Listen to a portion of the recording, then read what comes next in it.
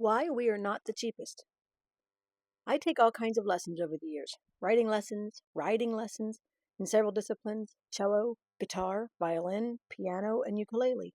For many of these lessons, the biggest expense is to buy the instrument.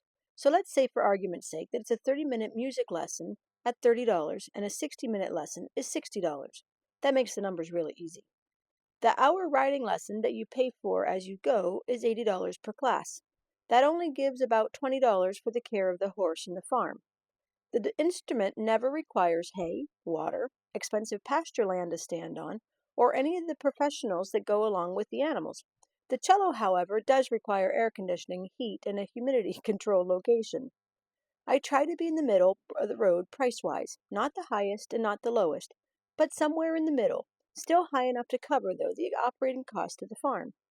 We are running a big farm, including 4 mortgages, several large machines, 30 lesson horses, 30 farm-owned horses, offer a huge array for experiences for the students.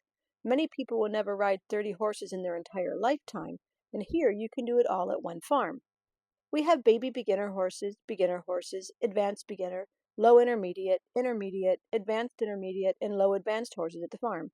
There are approximately 20 different levels of skills within the horses that we have represented at the farm. Once you get to a certain level, however, I do not make our horses jump higher than 2 feet, as there is a limit on every high jump that a horse does.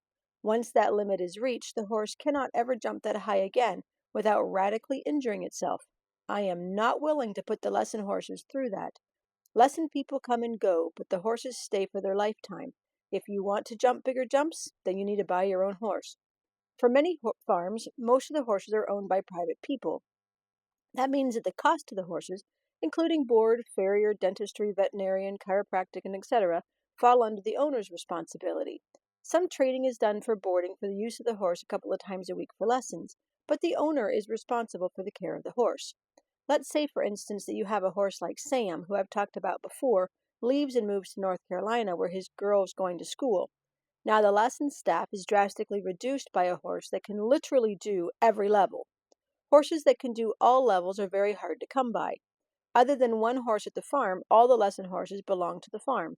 This keeps the teaching staff very stable, pun intended. But this also means that the farm must take care of those horses and all of their expenses. For you to have the very best learning experience, we must have a vast array of horses to learn from. Every horse has a lesson to teach. Many of the horses have been teaching at the farm for close to 20 years. They know their job, regardless of who is teaching and who is riding them. They are tenured professors. Feel free to shop around, but make sure you compare apples with apples, and I hope to see you soon.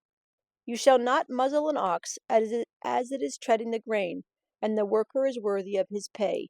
1 Timothy 5, verse 18 in the CPDV version.